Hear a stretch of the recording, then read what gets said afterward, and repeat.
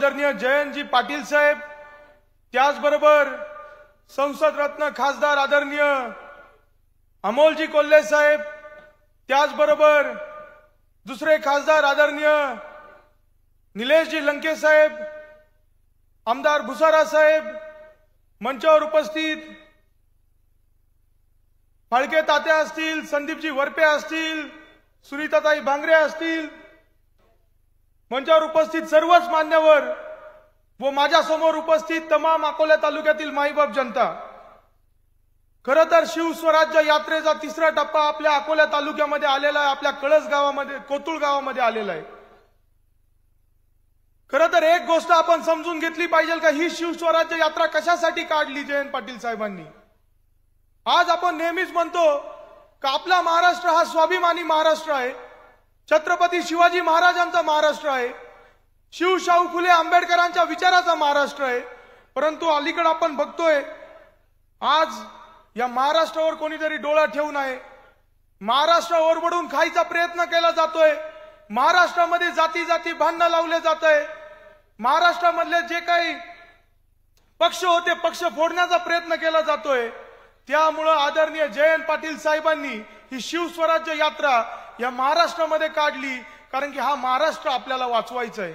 आणि या यात्रेच्या माध्यमातून मी एकच गोष्ट सांगू इच्छितो सगळ्यांना, कोणी किती डोळा या महाराष्ट्रावर ठेवला, परंतु जोपर्यंत आपल्या महाराष्ट्राचे सह्याद्री आदरणीय शरदचंद्रजी पवार साहेब यांच्या पुढे भक्कमपणे उभे आहे, कोणीही या महाराष्ट्राकडे डोळा करून पाहू शकत नाही आणि कोणी या महाराष्ट्राचं वाटोळं करू शकत नाही। आज मित्रांनो, मगाशी जयंत पाटील साहेबांचं एक मोठं स्वागत आम्ही तिथं कोल्हे साहेब केलं, बॅनरवर लिहिलं होतं गद्दारांच्या टोळीमधला एक निष्ठावान शिलेदार। ज्या वेळेस जयंत पाटील साहेबांकडे आम्ही बघतो आम्हाला दोन उदाहरणं आठवतात। पहिलं म्हणजे तानाजी माळुसरे, ज्या वेळेस कोंढाणा किल्ला सर करायचा होता त्यावेळेस रायबाचं लग्न बाजूला ठेवून तानाजी मालुसरेंनी सांगितलं का मी लढाई करायला जातो। मुघलांच्या विरोधात ती लढाई झाली, प्रचंड घनघोर लढाई झाली, जीवाची आहुती दिली, परंतु प्रामाणिकता काय असती, महाराजांचा शिलेदार कसा असतो, तूच बरही माग हल्ला नाही, या पद्धतीने जयंत पाटील साहेबांनी मागच्या काळामध्ये काम केले। दुसरं उदाहरण म्हणजे बाजीप्रभू देशपांडे, ज्या वेळेस शिवाजी महाराजांना पन्हाळगडावरनं विशाळगडाकडे जायचं होतं त्यावेळेस तिथं आदिलशाही सरदारनी हल्ला केला, त्यावेळेस बाजीप्रभू देशपांडेंनी महाराजांना सांगितलं महाराज तुम्ही विशाळगडाकडे जा, लाख मावळे मेले तरी चालेल परंतु लाखोंचा पोशिंदा मेला नाही पाहिजे। महाराज गडावर पोहोचले, बाजीप्रभू देशपांडेंनी तिथं त्यांचा जीव गमावला, परंतु प्रामाणिक शिलेदार कसा असतो जयंत पाटील साहेब, ज्या वेळेस आम्ही तुम्हाला बघतो आम्हाला निष्ठा कळती काय असतं। त्यामुळे मित्रांनो जोरदार टाळ्या जयंत पाटील साहेबांसाठी वाजवा, जे प्रामाणिकपणे आपल्या पवार साहेबांच्या मागे भक्कमपणे उभे राहिले। आज जयंत पाटील साहेबांना मी एकच गोष्ट सांगू इच्छितो का साहेब या राज्यात गद्दारी झाली, या तालुक्यात गद्दारी झाली, परंतु पवार साहेबांचा एक कार्यकर्ता म्हणून मी शब्द देतो, येणारा काळामध्ये या अकोला तालुक्यामध्ये तुतारी वाजल्याशिवाय आम्ही स्वस्थ बसणार नाही, हा शब्द तुम्हाला देतो।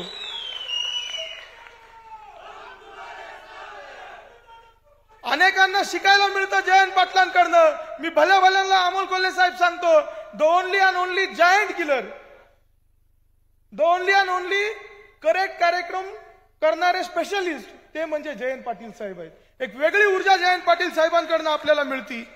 पवार साहेबांचा पक्ष फोडला, ज्यांना ज्यांना पवार साहेबांनी मोठं केलं ते साहेबांना सोडून गेले, त्यातलाच एक आपला आमदार होता 2019चा, ज्याला आपण वर्गणी काढून दिली, ज्यांच्याकडे पैसे नव्हते सगळ्यांनी वर्गणी काढून निवडून आणलं, मग तिकडे भांगरे साहेब असतील, महाविकास आघाडीतले सगळे नेते असतील, सगळ्यांनी जीवाचं रान केलं, परंतु वाईट ह्या गोष्टीचं वाटतं का त्या माणसांनी आदरणीय पवार साहेबांच्या पाठीमध्ये खंजीर खुपसलं। पुन्हा एकदा हात वर करून जयंत पाटील साहेबांना सांगा या गद्दाराचा बदला घेणार की नाही, जोरात आवाज आला पाहिजे। मित्रांनो राजकोटमध्ये महाराजांचा पुतळा पडला, जे शिवाजी महाराज उभ्या महाराष्ट्राचे बाप आहेत त्यांच्या पुतळ्यामध्ये सुद्धा यांनी भ्रष्टाचार केला। कोल्हे साहेब आता टेंडर काढलंय 20 कोटीचं, परंतु शब्द मी एक देऊ इच्छितो, त्या महाराजांच्या पुतळ्याला अनावरण करण्यासाठी घनघोर लढाई झाली, जीवाची आहुती दिली, परंतु प्रामाणिकता काय असती, महाराजांचा शिलेदार कसा असतो, तूच बरही मागे हल्ला नाही, या पद्धतीने जयंत पाटील साहेबांनी मागच्या काळामध्ये काम केले। दुसरं उदाहरण म्हणजे बाजीप्रभू देशपांडे, ज्या वेळेस शिवाजी महाराजांना पन्हाळगडावरनं विशाळगडाकडे जायचं होतं, त्यावेळेस तिथं आदिलशाही सरदारनी हल्ला केला। त्यावेळेस इतिहास जयंत पाटील साहेब असा आहे का मागच्या 40 वर्षामध्ये जे उमेदवार आदरणीय पवार साहेबांच्या नेतृत्वाखाली उभे राहिले, लोकांनी बघितलं नाही उमेदवार कोण आहे, लोकांनी बघितलं का ह्या उमेदवाराचं नेतृत्व राज्यात कोण करणार आहे। त्यात मग माझे आजोबा यशवंतरावजी भांगरे साहेब असतील, त्यानंतर मधुकररावजी पिचड साहेब असतील, तर काल परवाचे आमदार। त्यामुळे येणाऱ्या काळात ह्या तालुका पवार साहेबांच्या विचारासोबतच भक्कमपणे उभा राहणार आहे। सध्याची तालुक्याची परिस्थिती, काल जयंत पाटील साहेब भंडारदऱ्याला मुक्कामी होते, त्यांना मी आपल्या तालुक्याची परिस्थिती सांगत होतो। साहेबांना मी एकच गोष्ट सांगतो की साहेब, मागच्या 5 वर्षामध्ये या तालुक्याच्या विद्यमान आमदारांनी साधा एक सुद्धा प्रस्ताव केला नाही का आमच्या अकोला तालुक्यात एक नव्याने कॉलेज झालं पाहिजे, इंजिनिअरिंग कॉलेज असू द्या, लंके साहेब मेडिकल कॉलेज असू द्या, आमच्या पोरांना संगमनेरला जावं लागतं, पुण्याला जावं लागतं, आज इथं कॉलेज झालं पाहिजे। आज तुम्हाला सांगू इच्छितो, MIDCचे गाजर दाखवलेत का नाही, 50 एकरात MIDC होणार आहे जयंत पाटील साहेब आमच्याकडे, परंतु त्या विद्यमान आमदारांना मी सांगू इच्छितो, एक गोष्ट स्पष्ट करा, तुम्ही त्या MIDCला पाणी आणणार कुठून, तुम्ही तिथं रस्ते कधी करणार, ती MIDC कधी चालू होणार, किती तरुणांच्या हाताला रोजगार मिळणार, हा सरकारी GR आहे मित्रांनो। सरकारी GRचा आपल्याला माहिती आहे, सरकारी GR आणि 6 महिने थांब, निवडणुकीच्या तोंडावर आपल्याला गाजर दिले दाखवत आहे। साहेब आमच्या माय माऊली आळ्या फाट्याला जातात, अमोल कोल्हे साहेबांकडे तिथं रोजानी कामाला जातात, लिलाव होतो, जिवंत लिलाव आमच्या लोकांचा रोज सकाळी होतो। हे बनकर फाटा आम्हाला थांबवायचंय, इथं आम्हाला रोजगार आणायचा आहे साहेब, त्यासाठी मी तुम्हाला सांगितलं हा तालुका पर्यटन तालुका करावा लागेल। आज युवकांचे लग्न होत नाही, नोकरी नाही तो छोकरी नाही, ही म्हण आपल्याला माहिती आहे साहेब। आता सरकार उद्या नव्याने स्वयंवर सुद्धा ठेवायला मागं पुढे पाहणार नाही। तुम्ही सांगतात भाषणात की सरकार कपडे सुद्धा काढून देईल, उद्या पोरांनी मागणी केली पोरी पाहून द्या, सरकार तेही पाहून देईल। इतकं खालच्या पातळीचं सरकार या राज्यात आलेलं आहे। हा स्वाभिमानी महाराष्ट्र वाचवायचा असेल तर पवार साहेबांच्या विचारासोबत, जयंत पाटलांच्या विचारासोबत आपल्याला राहावं लागेल। पाण्याबद्दल मी बोललो साहेब, इतका पाऊस पडतो आमच्या तालुक्यामध्ये, परंतु आमच्या उन्हाळ्यामध्ये पिकाला पाणी राहत नाही। तुम्हाला मी सांगितलं निळवंड्या धरणाला तुम्ही पैसे दिले, तुम्ही जलसंसाधन मंत्री होते, तुम्ही निळवंड्याच्या कामासाठी पैसे दिले, परंतु आज इथले पालकमंत्री टेस्टिंगच्या नावाखाली पाणी घेऊन जात आहेत, ते पाणी आमच्या वावरामध्ये पाझरतंय। मागचे 4 पिकं खराब झाले, पंचनामे झाले, परंतु आम्हाला अद्यापही पैसे मिळाले नाही। आता दिलंय आश्वासन 21 ऑक्टोबरचं, बघू आपण काय होतं। मित्रांनो, अनेक प्रश्न जयंत पाटील साहेबांना मी सांगितलं की साहेब पश्चिमेला जाणारं पाणी पूर्वेला वळवायला लागेल। जे काही 2013 मध्ये चितळ्यांनी सर्वे केला होता, त्या धर्तीवर गोदावरी खोऱ्यामध्ये पाणी वाढवावं लागेल, आणि तुम्ही आम्हाला शब्द द्या का येणाऱ्या काळात आपल्याला बंधारे आणि धरणं बांधता येतील। आमच्या वरच्या पट्ट्यात गेलं तर बुडीत बंधारे बांधणं गरजेचं आहे, त्याचबरोबर इकडे बिताका धरण असू द्या, अनेक प्रश्न साहेब पाण्याचे प्रलंबित आहेत। दुसरी गोष्ट शेतकरी साहेब, शेतकरी आमचा सुखी नाहीये। आज अनेकांनी सांगितलं इथं सोयाबीनला भाव नाही, कांद्याला हमी भाव नाहीये, परंतु एक प्रामुख्याने मी एक गोष्ट सांगू इच्छितो साहेब, आमचा हा तालुका दूध उत्पादक शेतकऱ्यांमध्ये प्रचंड पुढे आहे। लंके साहेब 3 लाख लिटर दूध आहे, तुम्ही आंदोलनाला आले होते। एक छोटं उदाहरण कोल्हे साहेब मी देऊ इच्छितो, महाविकास आघाडीच्या काळामध्ये 37 रुपये भाव होता, आता सध्याचा भाव 24, 25, 27 पकडा, सरासरीने 10 रुपये नुकसान आपल्या शेतकऱ्याच्या प्रति लिटर मागे होतंय। 3 लाख लिटर आहे रोजचं, या तालुक्याचं 30 लाख रुपये नुकसान होत आहे, महिन्याचं 9 कोटी रुपये आणि वर्षाचं 108 कोटी रुपये। हे 1,500 रुपये आमच्या महिलांना देऊन तुम्ही भर काढणार आहे का? द्या ना आमच्या दुधाला चांगला हमी भाव, नको तुमची हे लाचारी आम्हाला 1,500 रुपयाची। त्यामुळे येणाऱ्या काळात आपल्याला असं सरकार आणायचंय जे आपल्या शेतमालाला हमी भाव देईल, दुधाला हमी भाव देईल।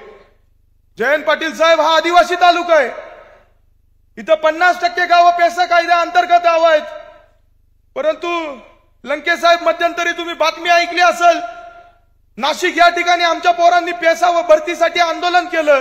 12,500 जागा रिक्त आहे. कोल्हे साहेब, तुमच्या मतदारसंघातही आदिवासी लोक राहतात. आज पेसा भरती जर झाली तर आमच्या अकोला तालुक्यातील प्रत्येक आदिवासी गावातील 4-5 तरुण सरकारी कामाला नोकरीला लागतील. परंतु मध्यंतरी या राज्याच्या मुख्यमंत्र्यांनी शब्द दिला होता का 15 सप्टेंबरला आम्ही काय करू, तुमच्या भरती करून घेऊ. परंतु 15 सप्टेंबरला आमच्या काळजाला ठेच पोहोचणारा असा एक GR निघाला, तो म्हणजे धनगरांना आदिवासींमध्ये आंदोलन द्यायचं. इथं आम्ही जातीवाद करत नाही. आमचं काय म्हणणं नाही, ज्याला आरक्षण द्यायचं त्याला तुम्ही सेपरेट आरक्षण द्या. अहो, पण 75 वर्ष होऊन गेले, आमचा आदिवासी समाज अजूनही देखील मागच राहिलाय. त्याच्यात तुम्ही जातीयवाद करायचा प्रयत्न करताय. धनगरांना जरूर आरक्षण द्या, पण आमच्या आदिवासींच्या कोट्यातलं देऊ नका. लोकसभेमध्ये गडचिरोली पासून तर जुन्नर तालुक्यापर्यंत ज्या वेळेस अमित शहाची एक व्हिडिओ क्लिप फिरली का आदिवासींचं आरक्षण काढून देणारे, या महाराष्ट्रामध्ये संपूर्ण आदिवासी जनता इंडिया अलायन्स सोबत राहिली, महाविकास आघाडी सोबत भक्कम राहिली आणि 31 खासदार निवडून गेले विजय देशमुख साहेब. त्याच पद्धतीने आता जी काही आता यांनी GR काढायची पद्धत केली आहे, येणाऱ्या विधानसभेमध्ये सुद्धा आदिवासी समाज हा महाविकास आघाडी सोबतच भक्कमपणे उभा राहील.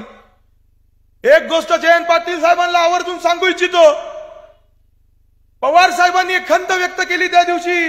लंके साहेब, पवार साहेब जाताना मला सांगितलं का मी या तालुक्याला मी भरपूर काय दिलं, 13 ते 15 वर्ष मंत्रीपद दिलं. संगमनेर तालुक्याला मंत्रीपद नंतर मिळालं, अकोला तालुक्याला पहिलं मंत्रीपद होतं. त्यानंतर ह्या तालुक्यातील आदिवासी समाजासाठी बजेटमध्ये 9% आरक्षण दिलं. एवढी मोठी देण पवार साहेबांची होती. परंतु साहेबांनी खंत व्यक्त केली, जो विकास या तालुक्याचं होणं अपेक्षित होतं ते झालं नाही. साहेबांनी मला शब्द दिलाय का आम्ही तू गावोगावी जा, लोकांशी चर्चा कर आणि लोकांना एक विश्वास दे का येणाऱ्या काळात आपलं सरकार येणार आहे आणि जे काही प्रलंबित प्रश्न असतील ते मी तुझ्या माध्यमातून पूर्ण करल, हा विश्वास तू लोकांना दे, साहेबांनी सांगितले. आज लाडकी बहीण योजनेला पैसे कुठून जातात कोल्हे साहेब? आदिवासींच्या बजेटमधून. आमचं हरकत नाही, तुम्ही 1,500 रुपये द्या, पण बजेट मधले पैसे जर तुम्ही आमचे हिसकून घेणार असाल तर हा आदिवासी समाज शांत बसणार नाही. येणाऱ्या काळात त्यांना दाखवून द्यावा लागेल. मित्रांनो, वेळ भरपूर झालाय. 2019 मध्ये जयंत पाटील साहेब या तालुक्यांनी वर्गणी काढून परिवर्तन केलं. मी बोललो, लोकांना वाटलं आपण सेवक निवडून देतोय, पण आपला सेवक मालक होऊ पाहतोय. आमचा सेवक मालक झाला, जातीय जातीमध्ये भांडणं लावले. मित्रांनो, लोकांना तो भिकार भंगार म्हणायला लागला. आज ज्याला वर्गणी काढून दिली तो आपल्याला भिकार भंगार म्हणतो. येणाऱ्या काळामध्ये त्याला योग्य ती जागा आपल्याला दाखवायलाच लागेल आणि हा शब्द आदरणीय पवार साहेबांना तुम्ही द्या. आज माझे विरोधक लंके साहेब, मी हॉटेल व्यवसायामध्ये आहे, चांगल्या पद्धतीने व्यवसाय करतो. आमचे विरोधक माझ्या व्यवसायावर चांगला डोळा ठेवणे चांगली गोष्ट आहे. मी निरोप पाठवला, बोध घ्या, शिकण्यासारखं भरपूर काय आहे. पर अगर बात खानदान पे आएगी तो हम भी कुछ कहना चाहते हैं. तुमचं हॉस्पिटल, तुमचं जे हॉस्पिटल होतं, तुमच्या उपजीविकेचं साधिक होतं, त्यात ना तुमचं कुटुंब चालायचं. मागच्या 5 वर्षापासून तुम्ही हॉस्पिटल बंद केलंय. मग आज जो काय मात चाललाय, जे काय राजकारण तुम्ही करू पाहताय, ते पैसे येता कुठून, या जनतेला उत्तर तुम्ही द्या. हरामाच्या पैशावर तुम्ही मस्ती करता. आदरणीय पवार साहेबांच्या पाठीमध्ये खंजीर खुपसता, लोकांमध्ये जातीय जातीवाद पसरवता. हा अकोला तालुका गुन्ह्या गोविंदाने नांदणारा तालुका होता. इथं तुम्ही विष फिरता. येणाऱ्या काळात मित्रांनो, हा जो काय आपला पुरोगामी अकोला तालुका आहे तो आपल्याला वाचवायचा आहे. त्यामुळे मी त्या माझ्या विरोधकाला एकच गोष्ट सांगू इच्छितो, मी शांत आहे बाबा, मला शांत राहू दे. माझ्यावर माझ्या वडिलांचे आईचे चांगले संस्कार आहेत, त्यांच्या विचारानं मी काम करतोय, कुटुंबाचा वारसा पुढे घेऊन जातोय. तुझं माझं भांडण व्यक्तिगत करू, परंतु हा प्रश्न आमच्या तालुक्याच्या विकासाचा आहे आणि तू जे काही विकास या तालुक्यामध्ये करू पाहतोय, 200 कोटीचं मालक कोण झालं मला बोलायची गरज नाही. मित्रांनो, किती टक्के कमिशन खातात आपल्याला काही सांगायची गरज नाहीये. अरे, ज्या माणसाकडे निवडणूक लढायला पैसे नव्हते ते आज मोठे मोठे कार्यक्रम करताय. मी गमतीने मगाशी सांगितलं, खांद्यावर बसून डीजे लावून गावात जात आहे. पैसा येतो कुठून याचा विचार सुद्धा या तालुक्यातील जनतेने केला पाहिजे. आज मी एकच शब्द या सभेच्या माध्यमातून जयंत पाटील साहेबांच्या साक्षीने देतो, माझी आर्थिक परिस्थिती चांगली आहे, चांगलं शिक्षण झालंय, परदेशात शिकून आलोय. मला काही कमिशन खायची नाही, टक्केवारी खायची नाही. प्रामाणिकपणे या तालुक्याची सेवा करण्यासाठी मी इथं आलोय. अमोल कोल्हे साहेब, तुम्ही माझ्या वडिलांचे मित्र होते, तुम्ही भंडारदरा आलेले भेटलो. माझ्या वडिलांचे 2 स्वप्न होते. पहिलं स्वप्न होतं या तालुक्याचा आमदार बनायचं, दुसरं स्वप्न होतं तालुक्याचा आमदार बनून या तालुक्याचं कॅलिफोर्निया करायचं, नंदनवन करायचं. आज पहिलं स्वप्न पूर्ण झालं नाही, परंतु तुमच्या सगळ्यांच्या मार्गदर्शनाने माझ्या वडिलांचं दुसरं स्वप्न हा अमित बांगरे 100% पूर्ण करणारा शब्द मी तुम्हाला देतो. मी जयंत पाटील साहेबांना एकच विनंती करतो, साहेब आपलं सरकार येणार आहे. आज या तालुक्यातील जनतेला तुम्ही एक शब्द द्या का आपलं सरकार आल्यानंतर 1 वर्षाच्या आत हा अकोला तालुका पर्यटन तालुका आपण जाहीर करणार. माझं स्वप्न आहे का ह्या अकोला तालुक्यात प्रत्येक गावामध्ये 12 शेती झाली पाहिजे, इथं चांगल्या दर्जेदार शिक्षण मिळालं पाहिजे, इथं रोजगार मिळाले पाहिजे. लंकेश साहेब मध्यंतरी एका सूत्रांनी सांगितलं का अमित बांगरे 3 घोषणा करणारे, आणि आतुरता लागली तालुक्याला का अमित बांगरे 3 घोषणा काय करणारे. परंतु मी सगळ्यांना सांगू इच्छितो या 3 घोषणा हा अमित बांगरे स्वतःच्या जीवावर करणारे. सरकार आपलं येणारच आहे. सरकार आल्यानंतर आपल्याला जयंत पाटील साहेब, पवार साहेबांचा पाठिंबा मिळणारच आहे. परंतु पहिली जी माझी घोषणा आहे का राजूर या ठिकाणी साहेब आम्हाला मल्टी स्पेशालिटी हॉस्पिटल काढायचंय. या तालुक्यामध्ये तुम्हाला एक छोटं उदाहरण देतो. आंबेवंगण ह्या गावामध्ये एका महिलेला सर्पदोष झाला, तिला वेळेवर लस मिळाली नाही, त्या महिलेला जीव गमवावा लागला. माझ्या वडिलांना कार्डियक अँब्युलन्स मिळाली नाही, जीव गमवावा लागला. माझ्या वडिलांचे अनेक मित्र, एक ट्रस्ट आम्ही पाहिली आहे, त्या ट्रस्टच्या माध्यमातून राजूर या ठिकाणी एक मल्टी स्पेशालिस्ट चॅरिटेबल हॉस्पिटल आपण काढणार आहे. मित्रांनो, या गोष्टीची तुम्ही नोंद घ्या. दुसरी गोष्ट, महिलांना हे सरकार 1,500 रुपये देतोय. मी वेगळं स्वप्न बघतोय अमोल कोल्हे साहेब, मला या महिलेला सक्षम करायचंय. मी जयंत पाटील साहेबांपुढे एक गर्वानं मांडतो की सरकार आल्यानंतर आमच्या तालुक्याला एक महिला दूध संघ द्या. महिला दूध संघ याच्यासाठी का त्या दूध संघामध्ये राजकारण होणार नाही. मी नेदरलँडमध्ये होतो, तिथं दूध धंदा मोठ्या प्रमाणामध्ये आहे, चांगले पैसे कमवता होतात. मी जिल्हा बँकेमध्ये संचालक म्हणून काम करत असताना गायांचं धोरण 2 गायांचं 4 गाया केलं. परंतु महायुतीच्या सरकारमध्ये भाव कमी होते म्हणून आम्ही कर्ज वाटप केलं नाही. आपलं सरकार आल्यानंतर एक प्लॅनिंग करून मग पंजाबी गाया घ्यायच्या असतील तर पंजाबी घेऊ, हायब्रिड घ्यायच्या असतील तर हायब्रिड घेऊ, परंतु चांगला व्हेटरनरी डॉक्टर, वातावरण अभ्यास करून कर्ज वाटप करू आणि एक चांगला दूध संघ काढू. आणि महिलांना एक शब्द देतो, हे तुमच्यासाठी करायचंय आणि त्याच्यामध्ये राजकारण कवडी मात्रा येणार नाही हा शब्द देखील देतो. हा तालुका आदिवासींचा देखील तालुका आहे. 50% लोक इथं आदिवासी राहतात. तिसरी गोष्ट जी आपली आहे ती म्हणजे ज्या भंडारदरामध्ये काल जयंत पाटील साहेब मुक्कामी होते, त्या भंडारदरामध्ये आपल्याला राघोजी भांगरेंची सृष्टी उभी करायची आहे.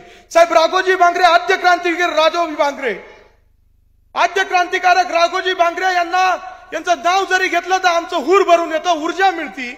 त्यामुळे येणाऱ्या काळामध्ये पर्यटकांसाठी आणि आमच्या आदिवासी समाजासाठी त्या भंडारदरा धरणाच्या जवळ आम्ही एक राघोजी भांगरेंची सृष्टी उभं करणार आहोत. आज आपण सर्वजण इथं मोठ्या ताकदीने आलात. आदरणीय जयंत पाटील साहेबांना एक विश्वास दिलाय. त्यामुळे येणाऱ्या काळामध्ये आदरणीय पवार साहेबांच्या विचारासोबत आपल्याला तुतारी वाजवायची आहे.